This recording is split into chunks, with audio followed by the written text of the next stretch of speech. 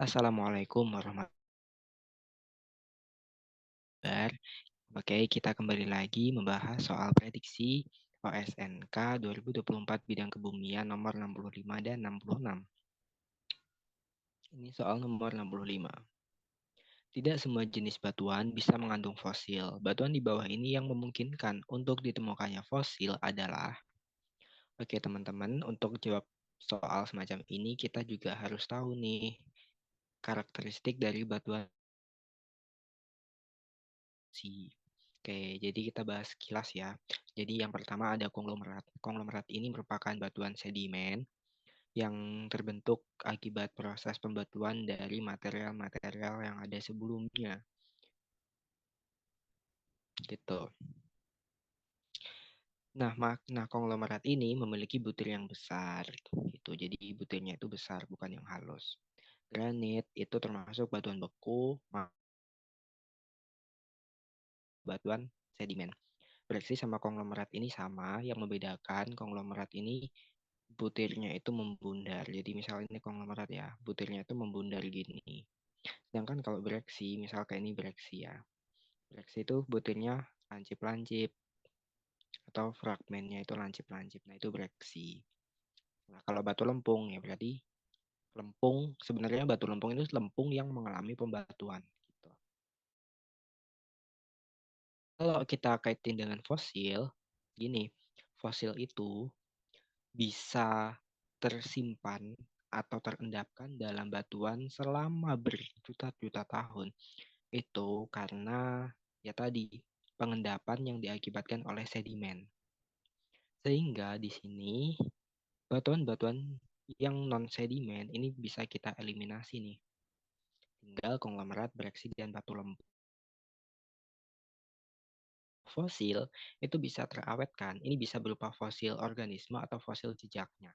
Itu bisa terawetkan pada batuan yang memiliki tekstur halus. Kenapa? Karena kalau batuan tersebut memiliki tekstur halus, ketika dia menyimpan fosil atau fosil itu terkubur, maka dia akan cenderung aman daripada dia terkubur oleh batuan yang memiliki fragmen yang besar. Jadi contohnya ini. Nih kalian lihat di sini ya. Ini adalah sebuah fosil jejak. Jadi fosil itu nggak berupa tubuh atau bagian tubuh dari organisme. Jejak seperti ini pun bisa dianggap sebagai fosil jika umurnya itu bisa atau sesuai dengan kriteria pemfosilan yaitu lebih dari 11.000 tahun yang lalu. Nah, ini adalah batu lempung. Jadi ini adalah zaman dahulu yang terekam dalam batu lempung. Jadi ini ketika organisme menapaki, ini dulunya itu belum jadi batu, jadi sebuah lempung saja. Dia tertapaki oleh kaki organisme dan lempung tadi mengalami pembatuan atau litifikasi sehingga fosilnya atau trace fosilnya, fosil jejaknya itu terawetkan dalam batu lempung. Ada butir kerikil-kerikil yang besar atau konglomerat kan gitu ya. Konglomerat itu batuan yang tersusun oleh butir-butir kerikil gitu. Nah, andaikan ada seperti itu, maka fosil itu nggak bisa terawetkan dalam batuan tersebut.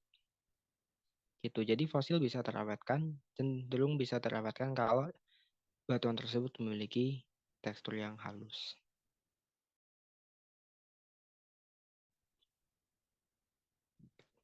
Lanjut, di antara zaman berikut, yang paling muda dalam masa Mesozoikum. Ini juga hafalan ya. Mesozoikum itu punya 3. Ini ada Triasik, Jurassic, dan Cretaceous atau Kapur. Paling tua itu ada Trias, sekitar 251 hingga 200 juta tahun yang lalu.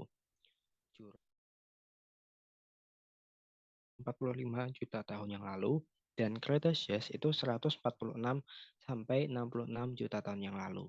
Sehingga di sini yang paling muda dalam masa Mesozoikum adalah Cretaceous. Perm ini bukan bagian dari Mesozoikum, Karbon juga bukan, dan Devon ini juga bukan. Sedangkan Trias ini masuk ke Mesozoikum tapi justru yang paling tua. Ini hafalan ya, cenderung hafal. Oke, sekian pembahasan kali ini, semoga bermanfaat. Wassalamualaikum warahmatullahi wabarakatuh.